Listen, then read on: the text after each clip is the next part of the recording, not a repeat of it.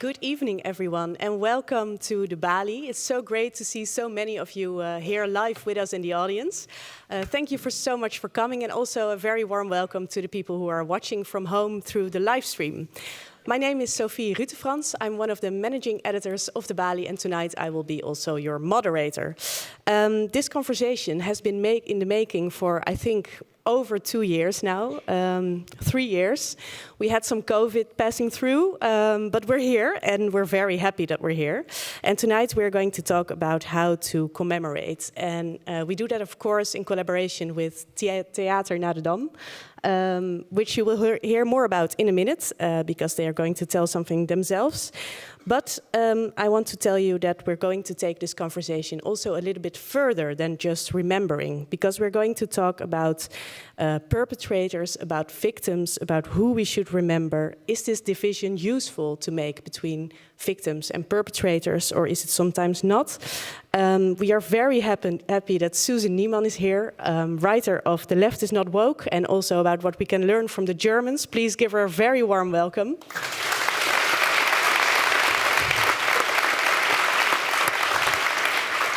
So great to have you here, but we're also going to talk about our other past, about the history of slavery and about the Dutch atonement for all the atrocities that we were part in also.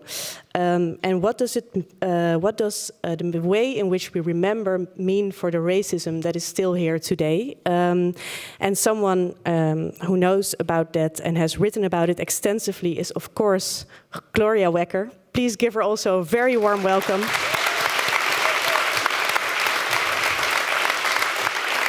She has written many books, many articles, but she's mostly known for the eye-opener that it was in the Netherlands, and I think also in many other countries, White Innocence, the paradoxes of colonialism and race.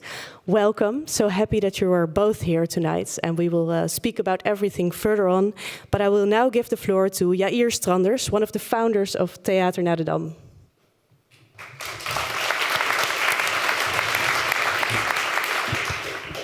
Good evening. It's really great to see so many people. I think this is the first time we have so many people here at this talk on the 3rd of May, so that's really great. So welcome everybody here in the Balie and viewers at home, and especially welcome to our two esteemed guests, Susan Neiman and Gloria Wekker. Welcome to Gesprek voor de Dam, a collaboration between the Balie and Theater naar de Dam, the theatre manifestation of which I, together with Eimert van Manen and Bo Taanskeen, am the initiator. Tomorrow is the 4th of May, our National Remembrance Day. And since the first Remembrance Day on May 4th, 1945, when members of the resistance were commemorated on the Dam Square, this day developed in a way that reveals a lot about how our society deals with its own history. Initially, victims of the Holocaust were not commemorated. It was foremost about resistance fighters, fallen soldiers, people who died during the hunger winter. Only when the Holocaust began to receive more and more attention in the West in the 1960s, among other things due to the Eichmann trial, those victims were also commemorated. But before that, fallen soldiers from other wars in which the Netherlands was involved, such as the Indonesian War of Independence and the Korean War, were already commemorated. In the late 1980s, a national committee, 4 and 5 May, was established, and the Dam Square became the designated location for our National Remembrance Day. In the years that followed, the setup of May 4th and 5th May was done in such a way that as many people as possible should and could identify with it, including people who came to live in this country after the Second World War, as migrants and whose families often had no connection to the Second World War. Although the initial intention was to be inclusive, the effect was that over time, May 4th lost more and more of its significance. It became too general, and therefore too little specific about the victims of the Second World War, and in particular the Holocaust. This relativizing caused feelings of neglect and exclusion among survivors and relatives of victims and survivors. The commemoration went from being a moral benchmark to being a battlefield van moreel eikpunt tot strijdpunt. This is why we started Theater naar de Dam back in 2010. From the simple idea of having performances related to the period of the Second World War played on the evening of Remembrance Day, after the ceremonies. Through the many stories, the evening of the commemoration could become specific, could deepen, and at the same time broaden, because theater has the capacity to give the stories multiple layers of meaning and polyphony through form. In all those years of Theater naar de Dam, 130 unique performances are being played throughout the country tomorrow evening. Performances have been made from so many different perspectives, many of which were also made by young people. We do not encourage theater makers to create yet another reenactment of Anne Frank's hiding place. Rather, we prefer performances that bring underexposed stories to the stage. About Surinamese or Indonesian freedom fighters who fought against fascism in the Netherlands. About female resistance fighters. About Goebbels' secretary and how she became a follower and perpetrator as a young woman. About forgotten victims, such as people with disabilities. About Jewish resistance that is so often forgotten. About collaboration. Performances that, instead of confirming the status quo, ask questions. And that is what Remembrance could be about. About a yearly recurring moment in which, as a permanently changing society, we ask questions about our history in all sincerity. Investigative questions, painful questions, questions to which there are no straightforward answers. Because history is something complex, something resilient, and something that can point us to the confronting and therefore healing power of polyphony. And that is why we are here tonight. That is why Theater naar de Dam, together with the Balie, has been organizing talks since 2012 on the eve before National Remembrance Day to give space to these questions. I am curious what questions our two esteemed guests will raise through history. Thank you.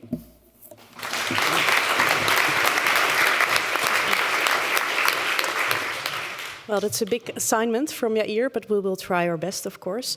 One practical announcement, because if you're sitting at a spot where you can't look at the faces of our guests, there are the live streams on the sides in which you can really have a closer look at their facial expressions. Gloria, to start about the 4th of May, what is that for day for you? Thanks, Yair, for this very thorough overview of the development of remembering the 4th of May. So what kind of day is it for me? It is a solemn day. It has a certain gravitas. I remember the Jewish part of my family.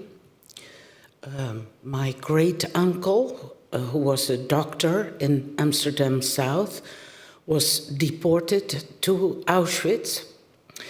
But I always find it very uncomfortable how we have split up various commemoration events. Like I would like to commemorate on the same day LGBTIQ people. I would like to think about many women who were deported.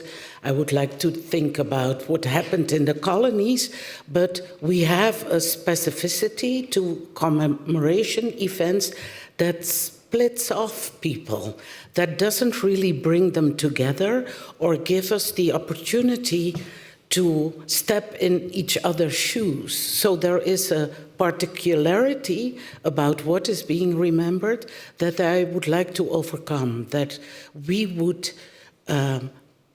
try to recognize more in each other and more of the things that we have in common.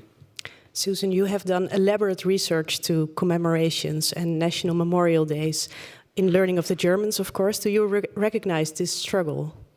I recognize this struggle, but the interesting thing is that none of the countries that I have lived and worked in, and that means the US, Germany, and Israel, have a single day which is devoted to commemoration. The United States has none.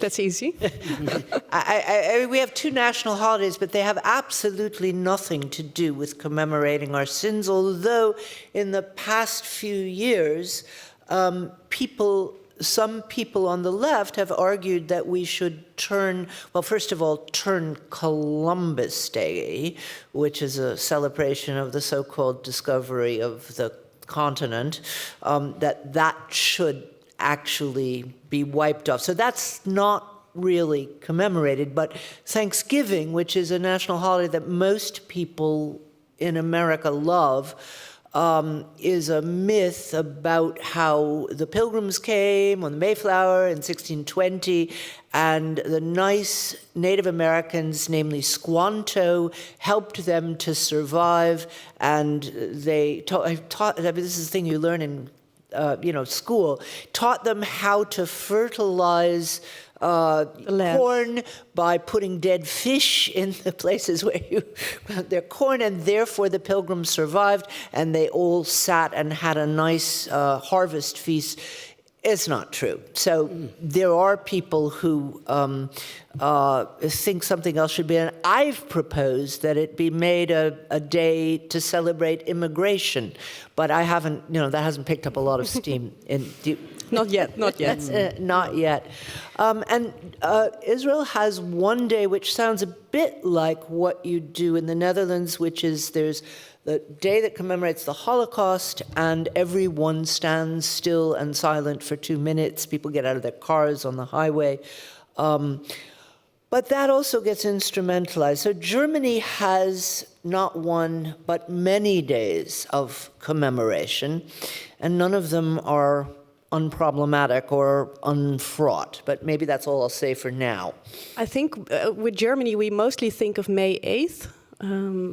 Well, for many, many years, West Germans did not want to celebrate May 8th at all, okay, because it was still called the Day of Defeat or the Day of the Unconditional Surrender. So it was actually quite striking when there's one theater that's on Unter den Linden, the main boulevard in Berlin, which had large signs in front of it saying, "We won," in German, English, and Russian, and a festival. But that was a quite edgy thing to do. Yeah.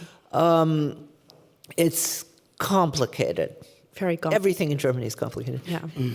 And to come back to your what you just said, Gloria, do you think that the exclusion is really at hand, or do you think it's more of an implicit way to exclude people from this commemoration? It is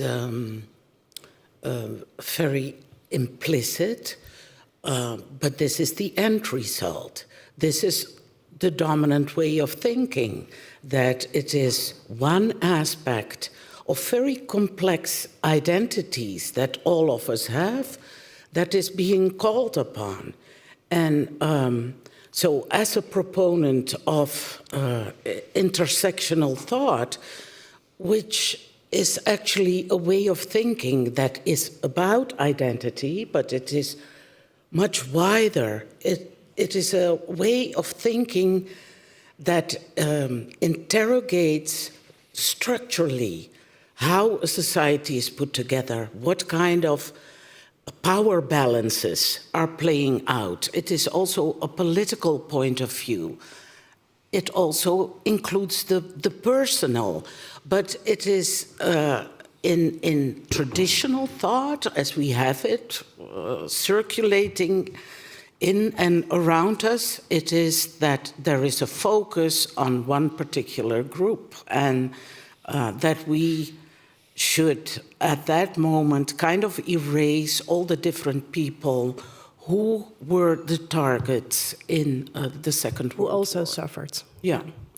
Last night I saw a research that was done this year in which 59% of the interviewees said that the commemoration of the Second World War should also include the victims of other wars.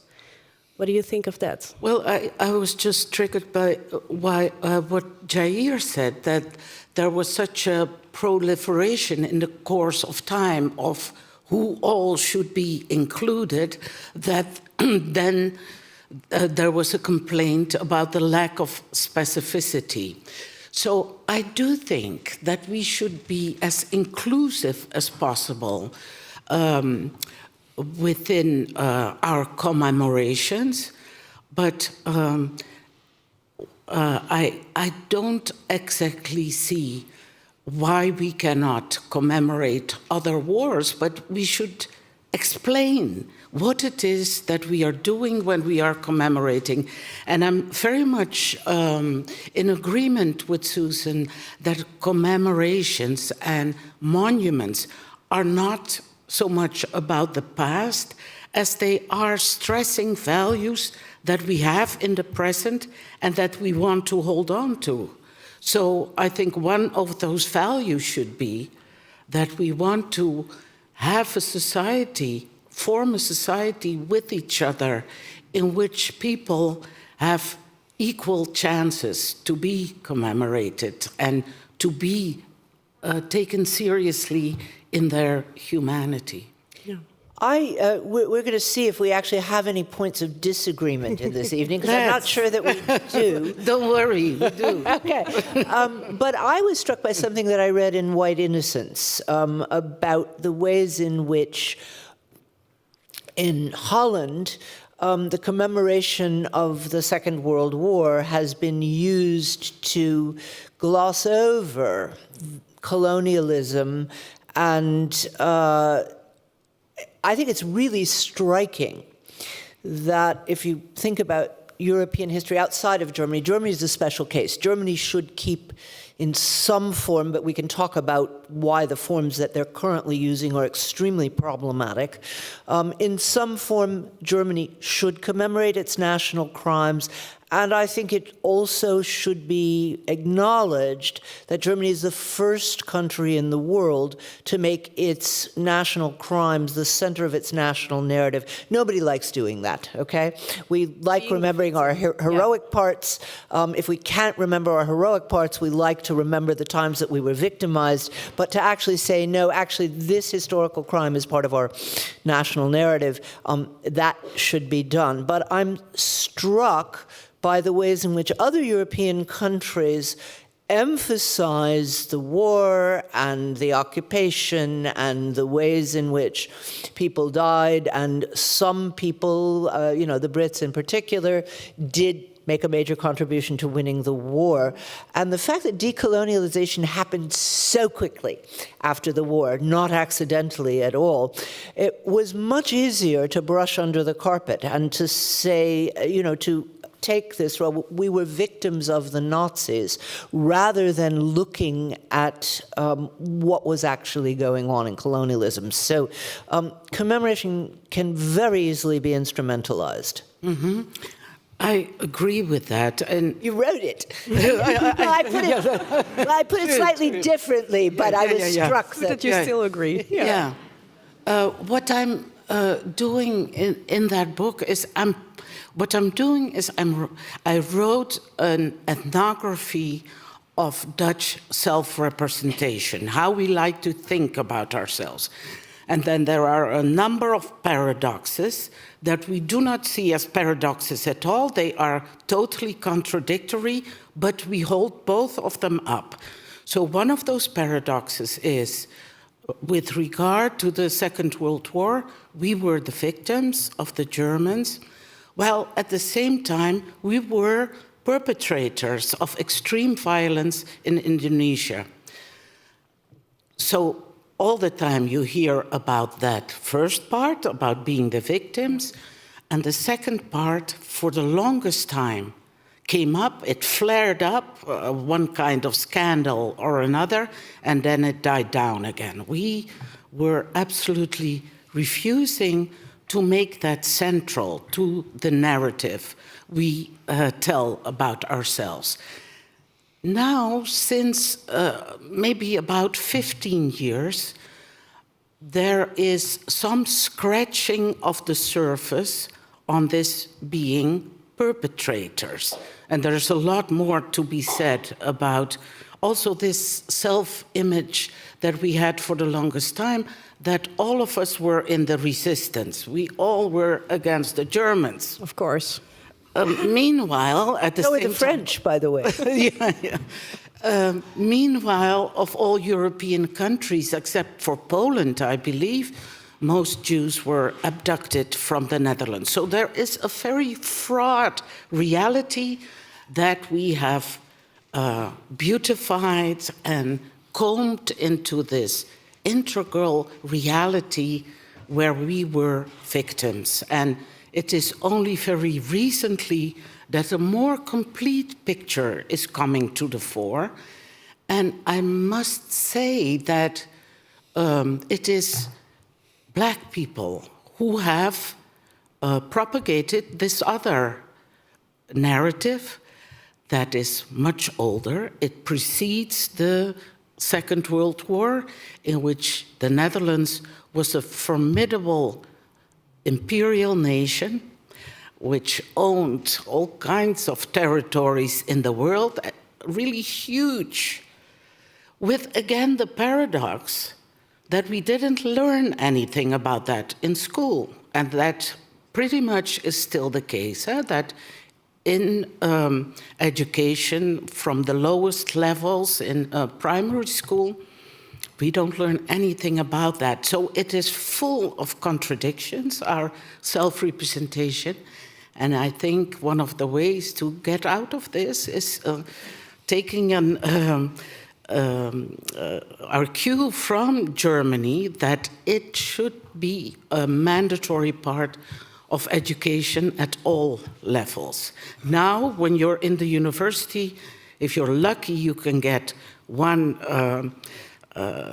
course in Dutch coloniality, if you're lucky. But for most students, it's not the case. It sounds actually a lot like the way the US deals with its slavery history. The US has changed dramatically in the past 4 years, but so has Germany, because Gloria is making the argument that I made 4 years ago in the book Learning from the Germans.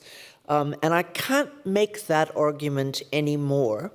And I also don't have an answer yet to the question of what's the right way to do it. And I'd like to say a few words about what's happened in Germany that has made me change my mind rather dramatically.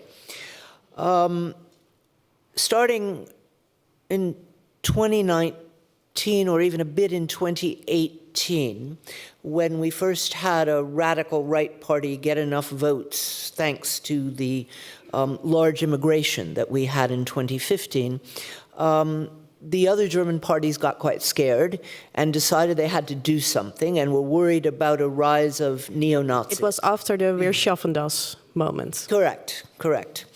And what they decided to do, let's note that they had decided that Nazism rests on anti-Semitism, not on racism, and also not on anti-communism, which was a major pillar. So they decided to appoint a slew of anti-Semitism commissioners, none of whom was really qualified for the job. And they began to focus on two things. One was, no, let's not think about the radical right neo-Nazis who are all, still alive and kicking. Let us think about the Muslim immigrants who are, have suddenly come into our country and are carrying with them anti-Semitism in the form of serious criticism of the policies of the State of Israel. And then it spilled over into, let us focus on so-called left-wing anti-Semitism, which again means criticism of the policies of the State of Israel. And this has led to many people being canceled, many people being fired from their jobs, many prizes not being given, many exhibits not happening, including those made by left-wing Israelis. There's a large Israeli community in Berlin and in Germany, consisting mostly of people who are, object to what's going on in the state of Israel, and a large Jewish community, large-ish. I mean, not large as it used to be, but there are quite a few of us who are left-wing Jews who are not counted to the normal, the official Jewish community, which is very right-wing.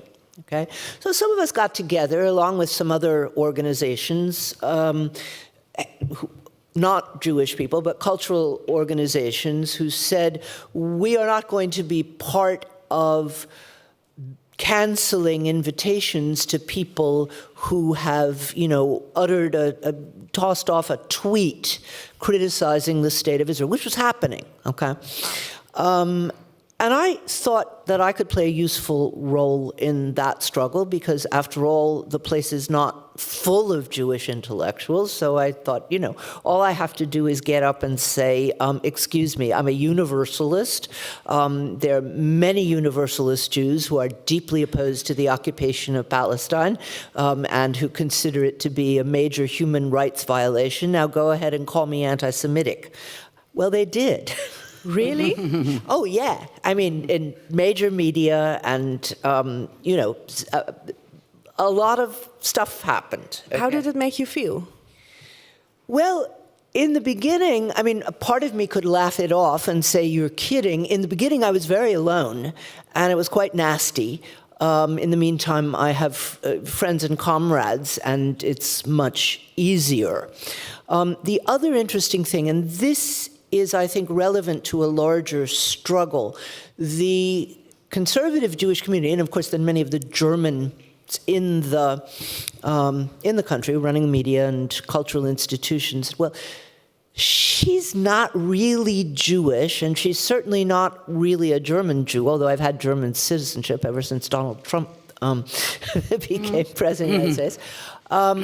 Because she doesn't understand anti-Semitism and she's not talking about the Holocaust all the time. Now, I could write a book about anti-Semitism. I mean, and anti-Semitism that I've experienced in Germany in the past 23 years that I've been there again. It's not what I choose to emphasize in my life. And I see similar things going on in the United States in the past 4 years, where we have had, finally, the kind of historical reckoning with slavery and the aftermath of slavery that I was calling for 4 years ago and some other people were calling for. Those people of color who do not want to foreground anti-Black racism as the essential part of their being get in quite a lot of trouble and are called conservative or race traders or things like that. So I'm in a period of rethinking what the right way to do this is. But I deeply believe that we need to watch out, because if all we focus on are our national crimes, first of all, we will lose sight of what's going on in the present. And that has actually happened in German politics, not only vis-a-vis Israel, but also vis-a-vis Russia. By focusing too much on the past. By focusing too much on the past, correct. And by believing that only the voice of the victim is the authentic voice. Mm-hmm. I think, Gloria, you've been riding along, but maybe this is a good moment because you also brought a poem with you. Yes, yes. To listen to your poem and then maybe afterwards dive into this topic. Yes, okay. So I have just finished a cycle of poems for an exhibition that will take place in the Kunsthal in Rotterdam. It will open on June 27th, and it is curated by Patricia Kasenhout, who is a Surinamese-Dutch artist, and she has been asked to reflect on the Dutch Cultural Archive, what it is, we have in our heads and our hearts on the basis of 400 years of colonialism. So she has put together an exhibition with 5 rooms, and I've written a poem for each room. And in the next section, we will look at those 5 themes, because I think they will be useful for tonight too, to reflect on the stages that we should go through after we come to some kind of in trying to come to some kind of recognition of the evils of the past. And so I'm going to read you the first poem, which is called Denial. Denial comes in many guises, in words, in deeds, and desires. It comes in all colors. Not knowing, not wanting to know, not knowing, but in the meantime, though not secretively, being utterly convinced of one's own denialist sense of being right, trivializing, whatabouting, Africans enslaved people as well. Let's talk about the white habitus. Are you calling her a racist? A festive book presentation. You point out to someone that her remark was racist, and an old white knight in shining armor jumps on his horse in her defense. He blames you of accusing, even damaging her for no reason at all.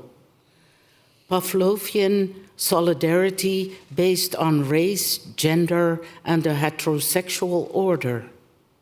Persistent denial lies at the root who we have become. And then enter the second power, when denial itself is denied. Denial is a pleasant way of being in the world, taught and passed on from the elderly to the children, part of our cultural archive. We have long been taught that being a boy yields more advantages, and the same applies to being white. Both black and white children choose the white doll because it's cuter.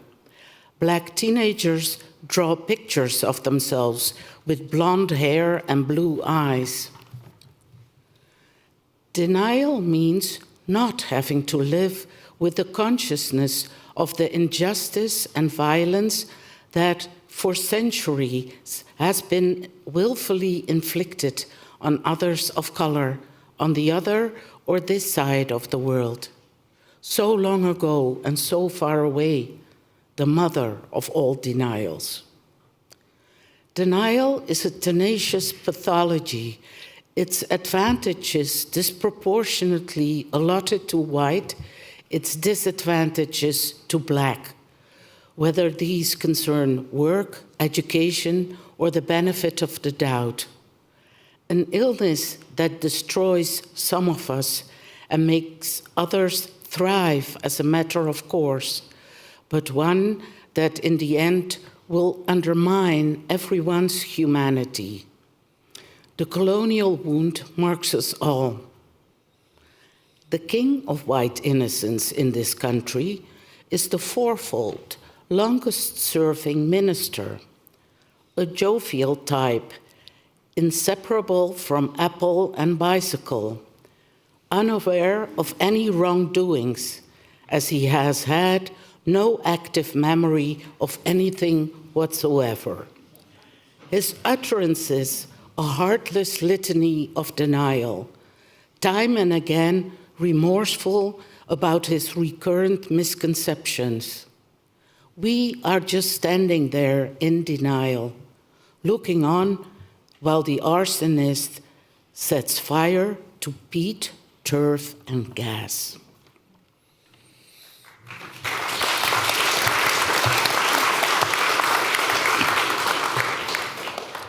Thank you so much for reading that. I think the question that naturally follows is, when is it useful to emphasize identity?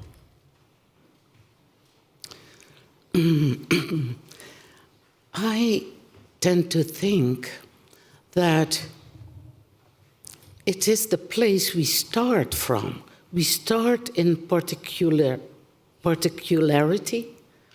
We are all positioned in particular ways as regards race and gender and class, sexuality, maybe other grammars.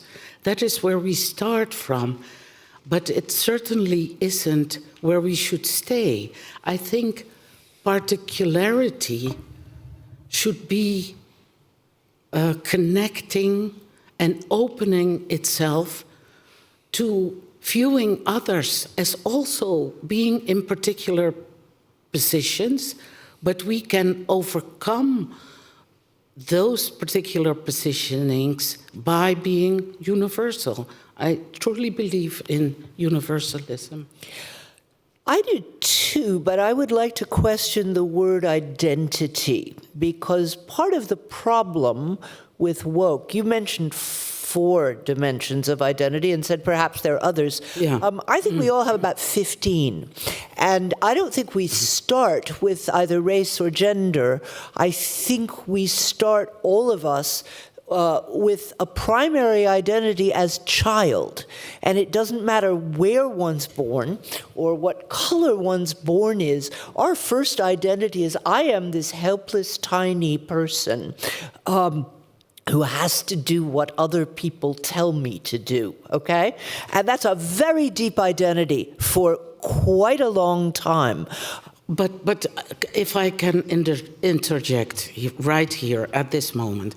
So in my poem, I'm bringing up children who are 3, 4 years old, who already know that it has more advantages to be a boy than a girl and to be white instead of black.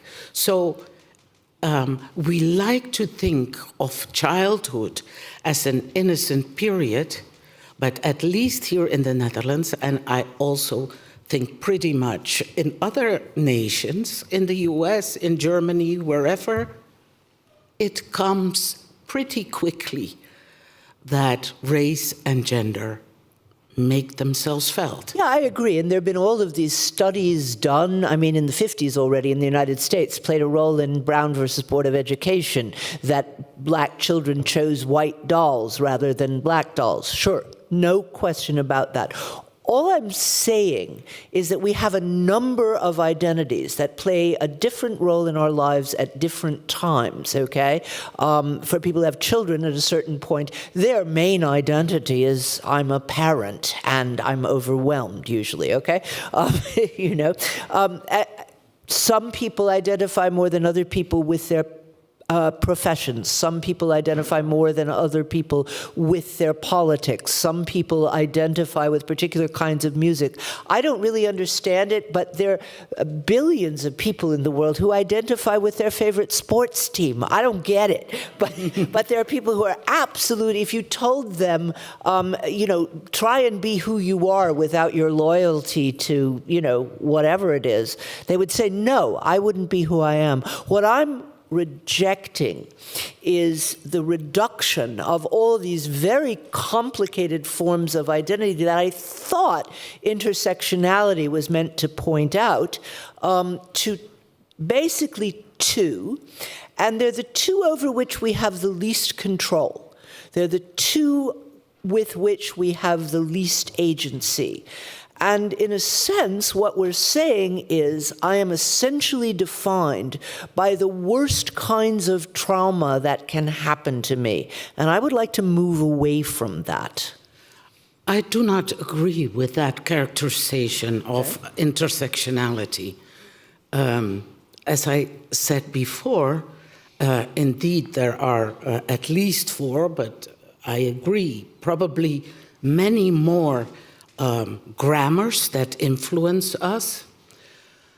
But I wonder who is to decide to what extent being a child or being a parent or being a music lover or being for Ajax as against being for Feyenoord whether those weigh as much as those grammars of difference that play a part in all of our lives.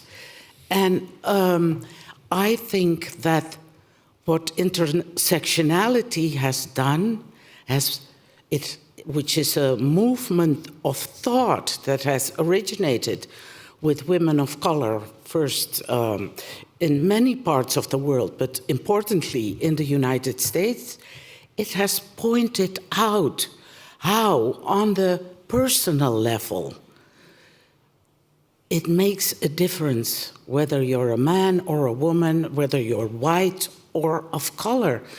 Those are two very important grammars of difference, but as I said, there are others. And at the same time, we should also not forget that these are grammars that do not only play a part in our personal lives, they also play out structurally, socially. They're all around us and in us. So I feel that intersectionality is not given enough credit in your reading of it. Maybe not. And I want to make clear that I'm very far from denying the existence of either racism or sexism, or the way in which it's systemic and, sort of crawls up to bite us when we least expect. Okay? I mean, let's just get that on the table. I agree with it. But I never thought my primary identity was woman. I mean, it's one identity that I have in certain conversations. I cannot tell you how furious I am that my Wikipedia entry, and you know that, you can't help it. You No. don't. Yeah, you Just don't write happens. your own Wikipedia entry. Yeah. So I'm in an incredibly male profession. There are fewer women in philosophy than there are in physics and astronomy. Okay, and I know that, and I knew that from the beginning. I'm assuming, I have no idea who this person is. I assume she's a marginalized woman, in philosophy, or who didn't manage to get in, whatever, hacked into my Wikipedia entry, in the English one, and sort of started saying, and there's so few women in philosophy, and Neiman is one of the few women in philosophy, and she's one of the few women who did this and this. And I'm sorry, that's not how I want to be identified. I would like to be identified because I wrote or said something that was worth reading or hearing, but not because I was one of the few women who did so. Okay. And I find that a real devaluation of the things that I chose to do with my life, not what I was born with and might have chosen to do it otherwise. And I know people of color who are furious at the idea that they should be chosen for something because we need diversity, okay? And that's a real danger with focusing on those parts of our identity. I'm not saying they don't matter. They can jump up and bite you, okay? But the question is, how much do we want to foreground that, and how much do we want to look at ourselves as consisting of a whole bunch of different identities, some of which are chosen and some of which are not? Yeah, I agree with the last characterization. Of course, we are all very complex beings, but I'm afraid that I do not object at all to being a black woman. It's even stronger. If I can have any influence on who I will be when I come back, I'll be a black woman, a black lesbian woman again. I like these identities because I feel that so it's not only that all of those identities are disparaged socially, that I want to embrace them. I am above conceding that I have reached the position that I had as a professor in gender studies in the Netherlands, the second female professor of color in the Netherlands, because they so much wanted a black lesbian woman to occupy that position. I want to counter those very strong currents that are out there by not giving them any value. I know that they are out there, and practically everything I do is meant to act against those prejudices and ways to diminish everyone who is not a white heterosexual male. I feel that it is part of the work that I do to show, without naming it, that there are all kinds of points of view that I can bring forward because of these positionings that I occupy. So let's split the difference and say that people develop different personal strategies for dealing with systemic racism and sexism and homophobia. Let's say, you do it your way, I do it my way. It sounds like we both end up in the same place if your argument is you move from these particular identities towards a universal. That's fine with me. I would say the great Toni Morrison is probably someone who did it that way, okay? Mm-hmm. And we can all think of other people. Paul Robeson is one of my heroes, okay? So that's fine. The question is perhaps more interesting, what political role and how can we avoid those identities, those trauma identities, from taking over a major role in political practice? Because that's something that I'm worried about, and that's why I wrote this book. Left is not woke, yeah. Yeah. Do you see that danger? Pardon me? Do you see that danger that Susan describes? I'm afraid I do. As it is, I'm active in a political party that is rather unique in the Netherlands, which takes as its point of departure universalism. We want to be there for everyone and their mother and father, regardless, or inclusive, on the contrary, inclusive of all genders, all sexualities, all races, genders, what have you. And one of the things that we find is that it takes very hard work, politically and educationally, not to repeat the power structures that are out there in society, not to repeat them in our own party. And so, yes, we encounter quite a lot of trauma and fights about whose trauma is worse. And I see no other way around that than living through them and having discussions and speaking out in order to get to a place where we can recognize each other's traumas without having to put our own one first place. See, what I'm disturbed about, and I think that's quite right, but I'm disturbed about why the recognition has to be about the recognition of trauma. One person whom I quote, one of my real intellectual heroes, is the Austrian Jewish writer-philosopher Jean Marie, who survived 2 years at Auschwitz. he actually thought there should not even be a monument to the victims because he said being a victim is not an honor.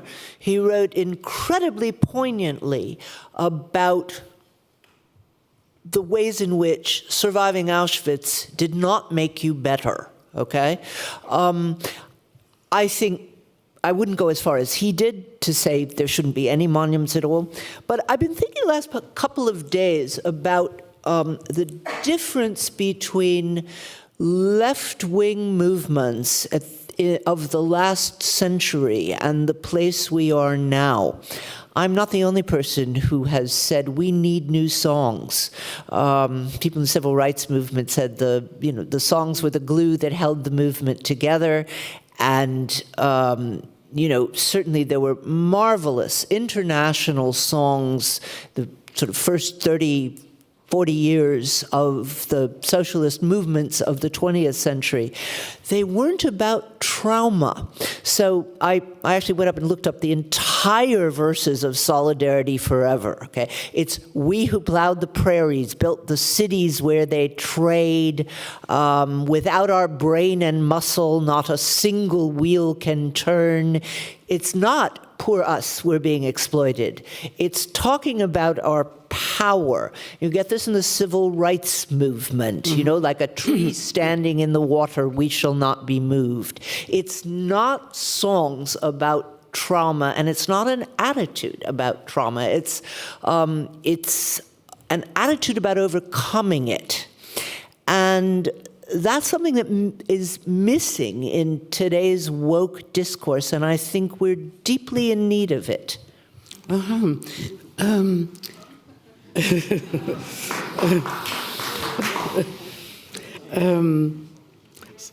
Several things. I agree about the richness of the cultural productions of the civil rights movement. I'm even more impressed at times with the songs that the enslaved sang and made about this, in which they also informed each other.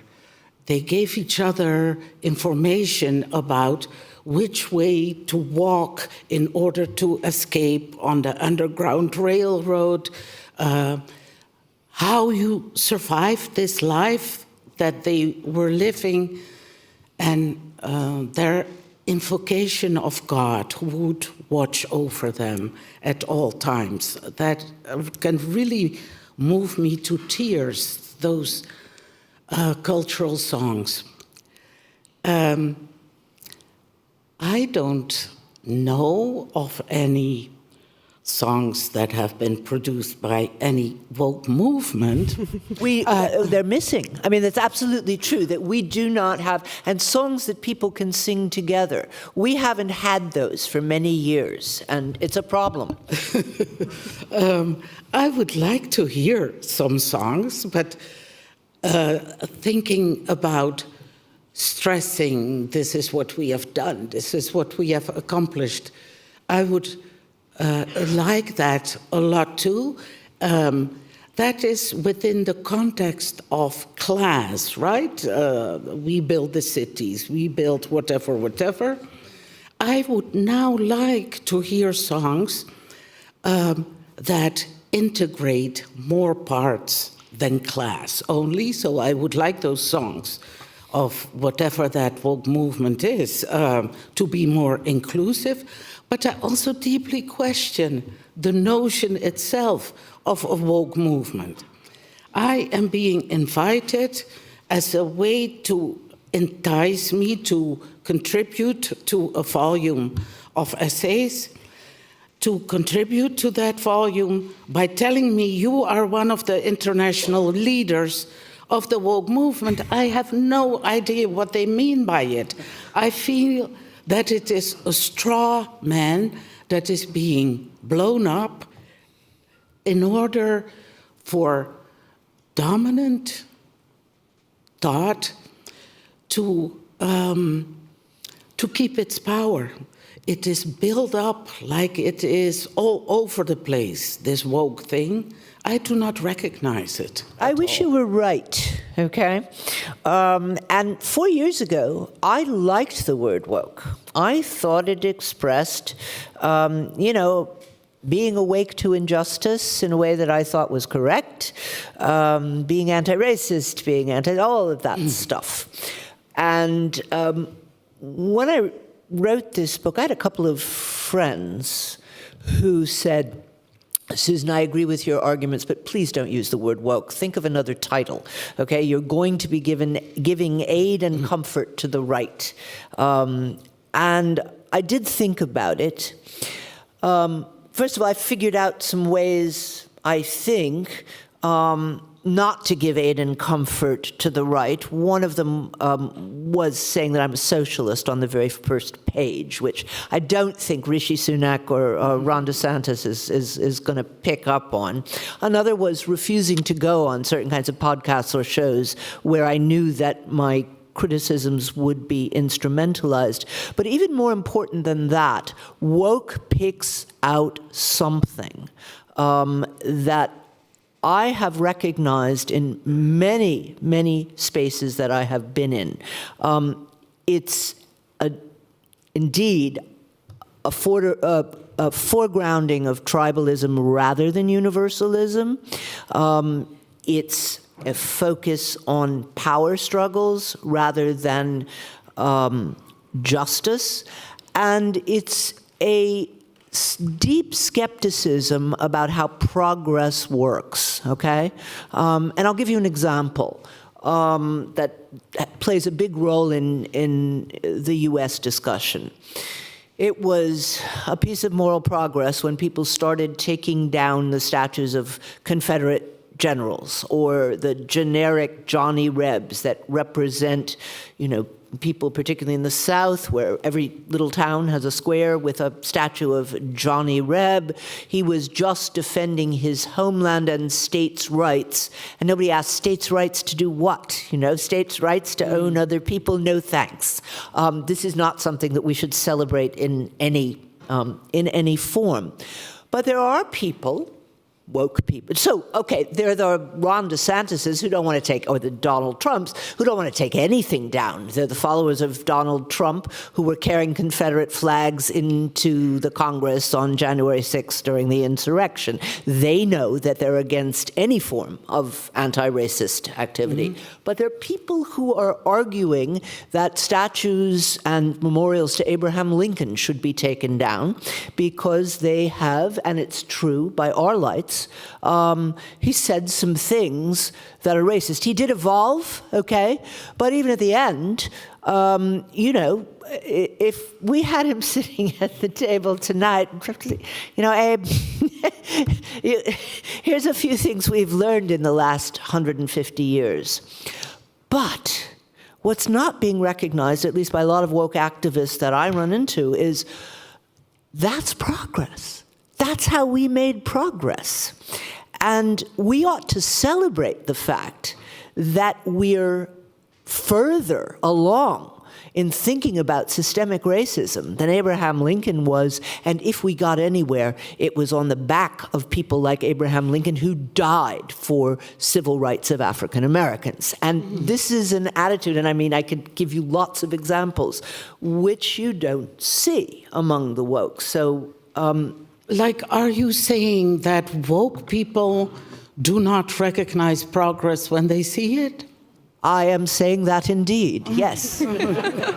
I don't know those people. So. Okay, well, there are lots of people who would argue that, come on, they're rewriting books.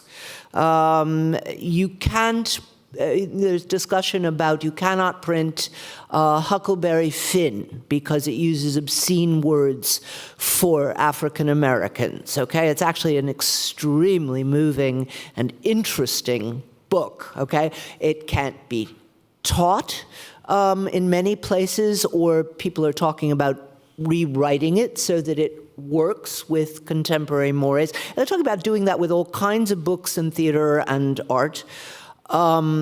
I have many people, friends, who are teaching in American universities who say that the students will not read a book about one culture that's written by someone from another culture because it's cultural appropriation. Yes, ma'am.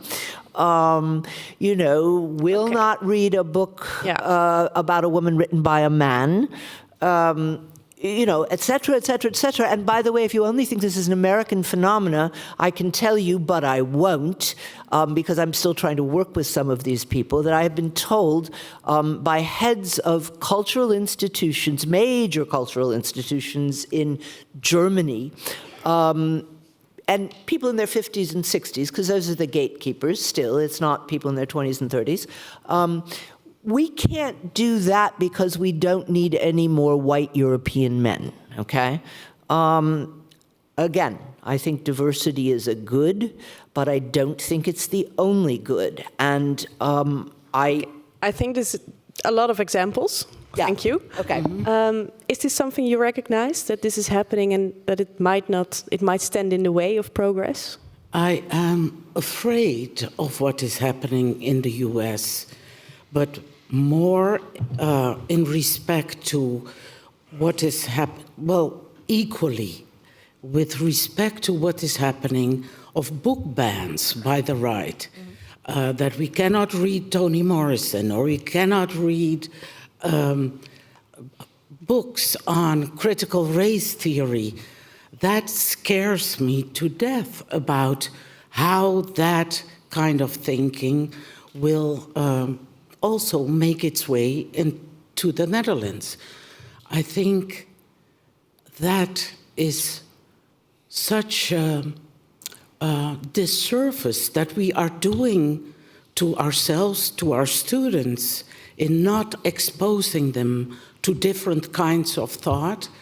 That will surely come back to bite us. And you think it's not a problem of the left? Can I say that I think right-wing cancellation happens out loud and through governments, certainly through lots of state governments in the US.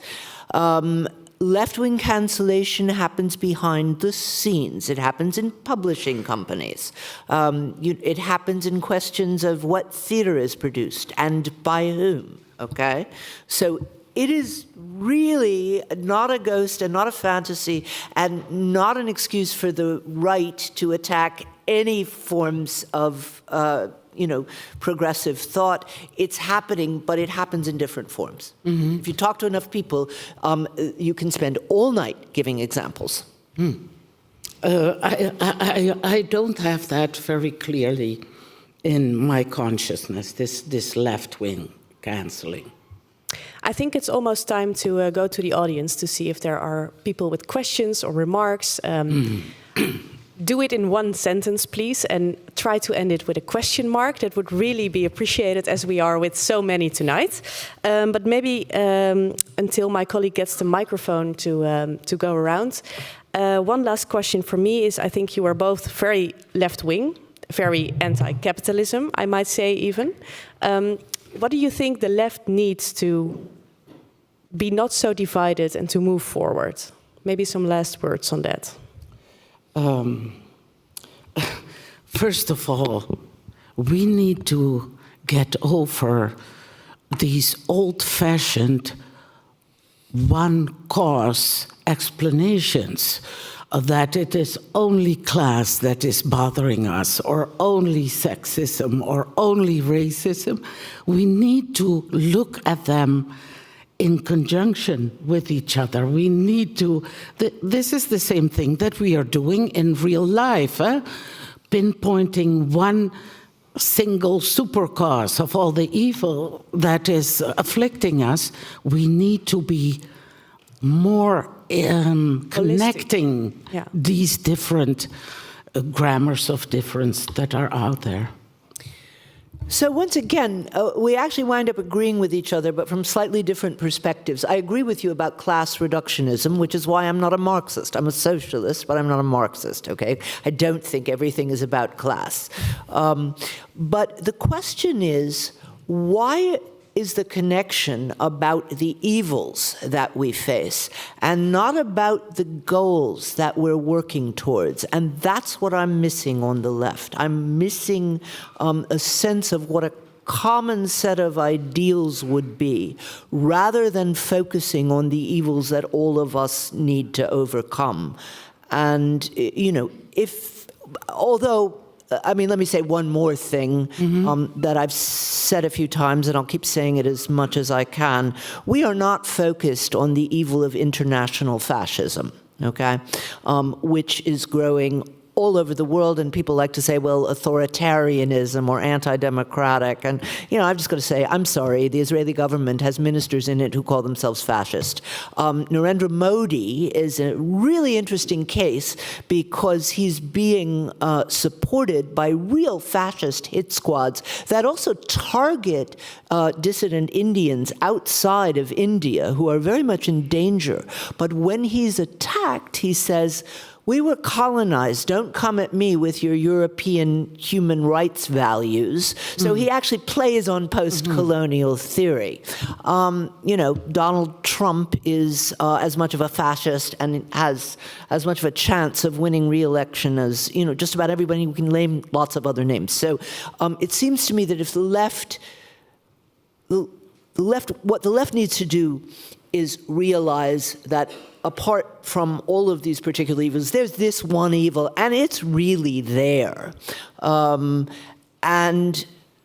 come up with things that we're moving towards rather than these different forms of oppression. Right, but what if we are in a situation, and also in Germany, I should say, that we haven't even started to pay enough attention to our colonial pasts. Oh, yes. Right? I find it difficult to think about where we're moving towards, but I do. If we are not at the place yet where we have fully embraced and worked through and critically looked at our own full histories. Actually, Germany has moved quicker than any other country, including those that had much larger and much more violent colonies. Take a look at Spain, for example, which hasn't done anything to deal with its colonial past, which is the bloodiest of any that ever existed, and which totally resists doing so.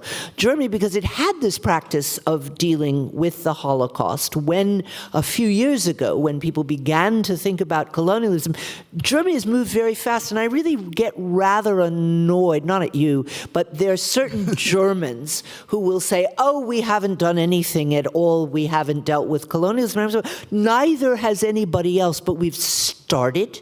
We're renaming streets. We've given back, or are in the process of giving away way more stolen art than, the Brits aren't even considering touching the British Museum. And Macron made a statement some years ago, but hasn't done anything. So we are moving, and we're moving on reparations. I say we as a German. I am sort of a German. I'm officially a German citizen. Do you identify as a German? Depends on what day.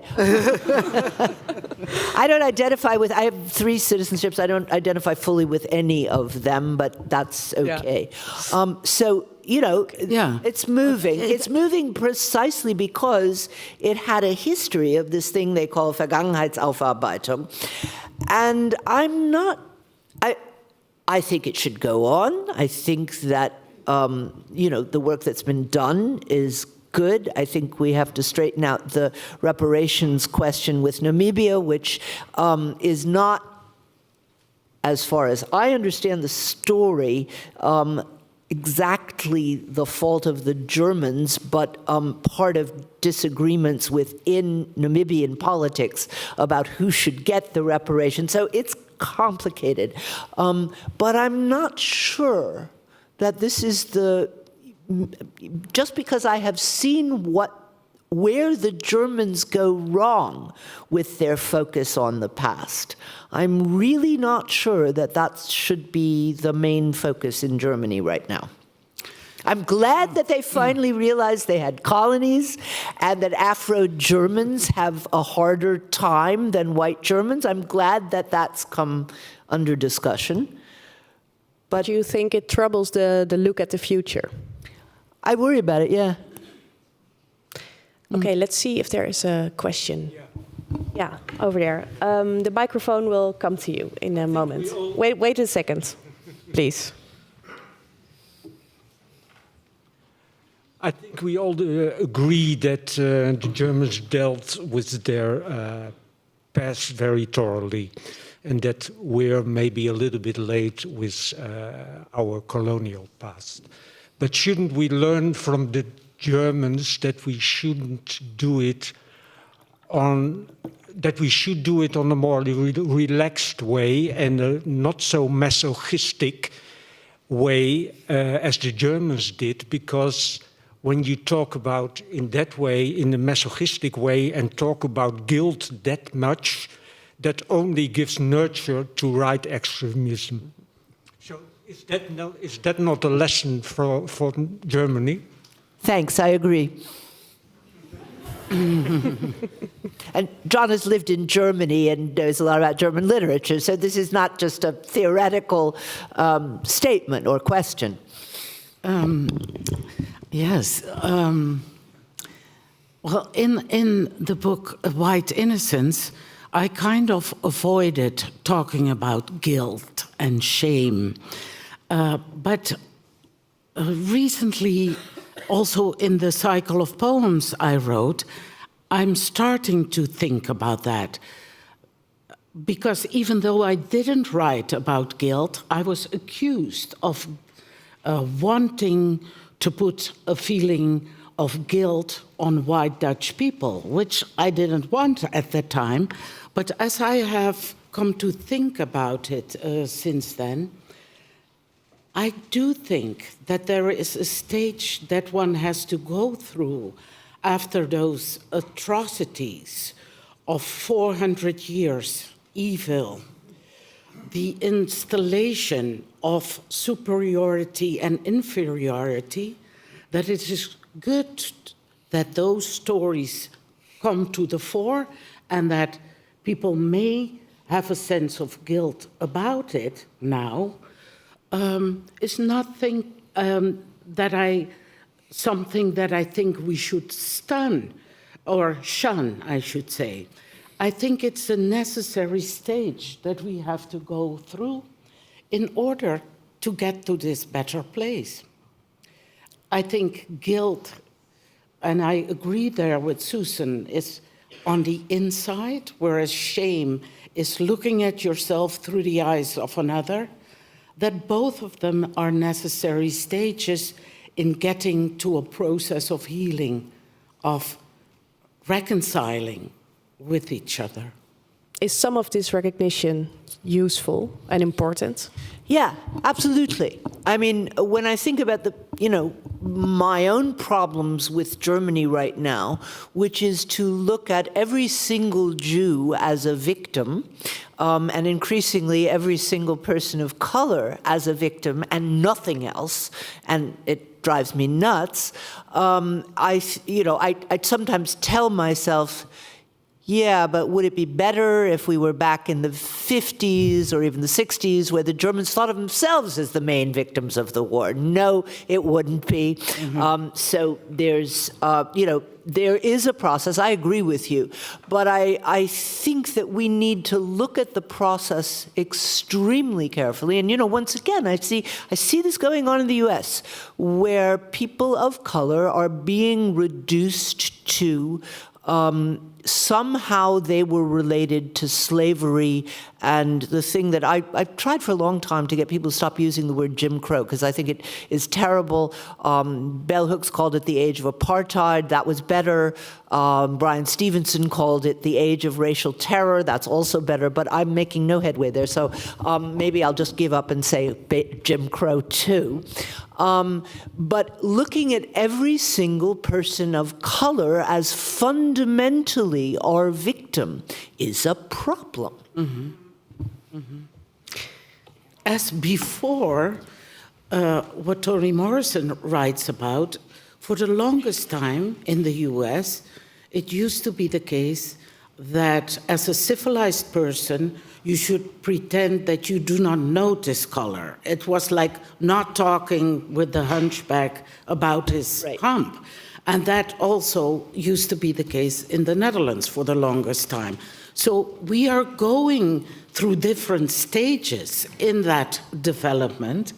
Of course, I do not want it to end with being a woman or being a person of color is only meaning that you are of lesser quality, you're a victim forever. I see it as a stage that we need to get beyond. Well, I was always, sort of stunned by people who say, "I don't notice color." And you say, "Wait, yeah. Is this what color is it?" Of course, you're wearing a bright orange shirt. What do you mean you don't notice? Yeah. What do you mean I don't notice the color of your skin along with your orange, lovely orange, whatever it is, kimono or vest? Yeah, so that's silly, and I agree with you entirely. But it's the and by the way, this was actually said to me when I first came to Germany. And I was in some kind of conversation with somebody in a good mood who said, "I bet you come from the southern part of the United States." And I said, "Gosh, I do. How did you guess?" He said, "Well, I don't know. It's something about the way you talk and your gestures. I suppose it's like the difference between Northern Europeans and Mediterraneans." And I start laughing. And I said, "Well, actually, I was born in the South, but that's not what you're noticing. I'm an atypical Southerner. What you're noticing is that I'm Jewish." And the man was just about, "Oh, that's not something I would ever notice, So, of course, noticing differences, part of what makes the world interesting, it's the equation of difference with victim that I'm objecting to. Yeah. Mm-hmm. All right, we have another question here. Thank you, and forgive me because my role is a little bit of looking back at the period of the Holocaust, Second World War, and from there looking at this time. And I don't know exactly who said this, but that there is, for the Germans, a role after the Second World War to not make the Holocaust a general thing, but really specific thing, that they were the perpetrators. And for Jewish people, to make it a universal story. Because if Jewish people would stick to the being victim, then what lessons can we take from it? So Jewish people would have to take the universal lessons out of Holocaust and point out that it can happen also to other groups. If you look at this, this, I don't know who said it, but Todorov. Yeah. What position then do we have now for the left, if we're talking, in looking back to the Holocaust and the lessons we can get for it in this discussion? So do we have to focus on the universal part of the Holocaust? Do we have to so that's a little bit reflecting on his So I love that Todorov quote, and I use it myself. But in the light of recent German debates, I've actually come to disagree with it. There's a major debate that's been, sort of going through the media for the last year and a half. And let me give you an example of the problems with it. There's a Druze, which is a group of people in Israel-Palestine who are neither Arab nor Jewish, and he lives in Berlin, and 2015, 2016 decided to do a series of workshops with some of the refugees, and invited me to come to them a few times, and most of them had never met a Jew, and it was interesting, and of course they had only gone to school. Syria in particular is a genuinely anti-Semitic country.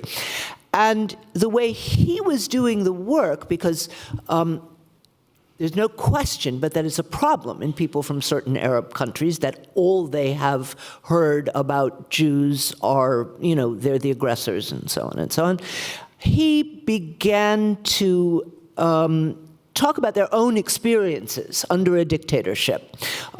There was an Iranian man who's actually been tortured in prison and, walks with a limp and so on and so on. And said, connect the Nazis to things that you can relate to and explain how that happened.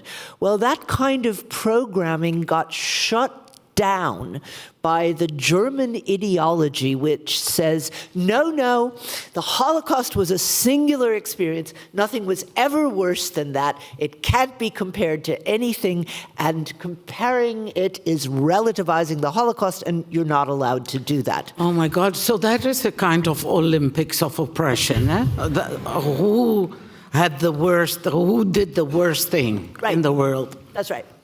Instead of saying, I can barely get anybody to say, I look at anti-Semitism as a special form of racism, and it's part of the same thing.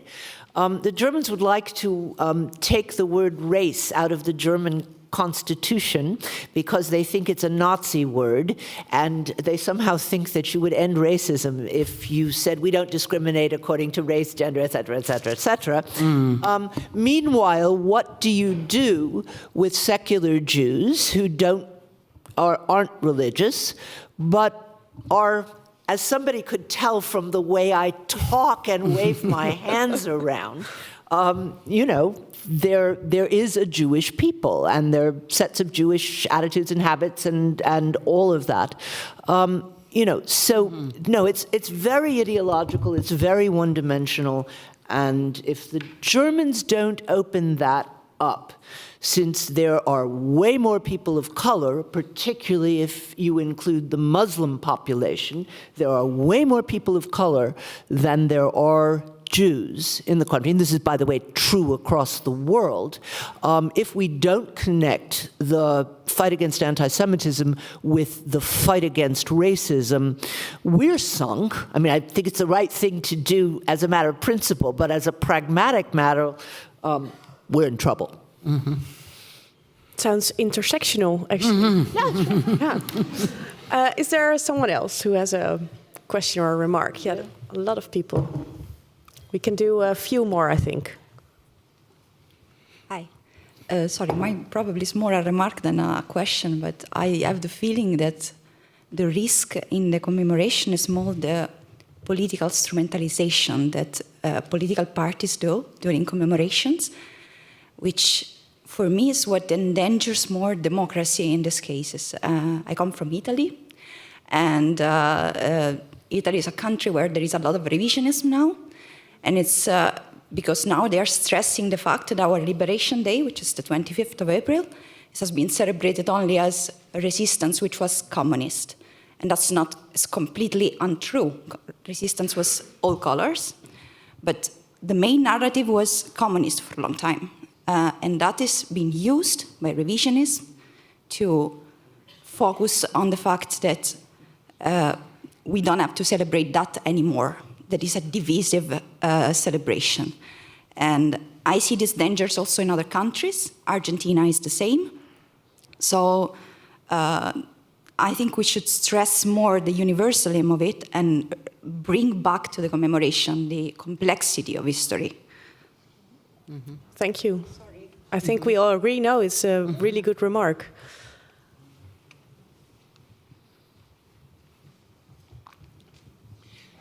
Hi. It is very complex, I know, and I was really, I liked more light on the difference between the opinion of Gloria or the way you see identity and the way Mrs. Neiman is seeing identity, because that's a discussion, I guess. And then first, Gloria, she developed her idea on the different identities, how it goes on when you are grown up, and then with intersectionality and the process they go on and develop. So there is never an identity was fixed for your life. And then you came, Susan, and then you said that you as a child were very upset because you didn't want to be identified as a woman. So my question to you, yeah, you said it, I write it down. You have the proof. I didn't make this my main identity. Wait. No, then my question to you is, no, I try to also look for the solution. Is it then so? Are you the one who decides in your life who you are identified with, or is it a social process in which you are identified?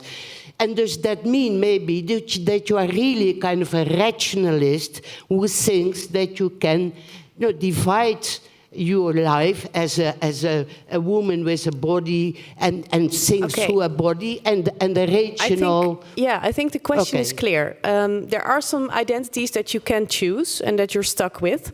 And should you recognize those identities as maybe a burden or something that we can do something about because you're a woman? Can you use that in your fight against sexism, for instance? So look, as a child, I was called a tomboy, right? That was an old-fashioned. I wasn't interested in playing with dolls. I liked playing in the woods. I liked reading books. And I've often asked myself, with the recent transgender discussions, had it been possible, would I have said, but you see, the reason that I'm not even playing with it, I should also say I'm a mother of 3 children, so, that is also a big part of my identity, and I'm happy to be a mother of 3 children. I'm not that essentialist about it. So and that's actually part of my problem with some of these discussions. I worry that we're reifying old gender categories that I thought we got rid of in the 70s by suggesting that, girls should look this way and boys should look that way and all of that. So, part of it I chose, part of which I was born with and have no inclination to change. Part of which I negotiated by saying, I'm going to do stuff that normally boys are supposed to do, and so what? Part of it, I've got to say, as I've gotten older, I've had to realize, actually, there's systemic sexism that you think you can get away from, and it's harder than you think. That's life. You negotiate between your inherited and your chosen identities, and you do the best you can. Do you agree?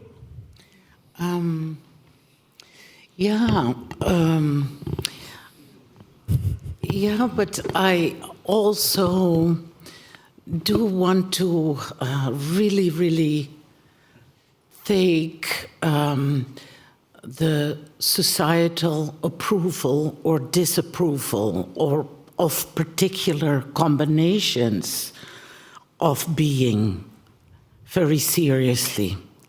And in that regard, some categories of people clearly have a easier time, are more in alliance with what society values than others. And I am constantly aware of that. There is no way to not notice that. Yeah. And I agree with that. And I agree that we live in a world, at least in the northern half of it, where it's easier to be white than it is not to be. I'm the last person who would deny that. Okay. Mm-hmm. I think it's good to end on this beautiful agreement. All the books are for sale outside of the hall. White Innocence, Left is Not Woke, and What We Can Learn from the Germans. And I think it's time to have a beer together. Thank you so much.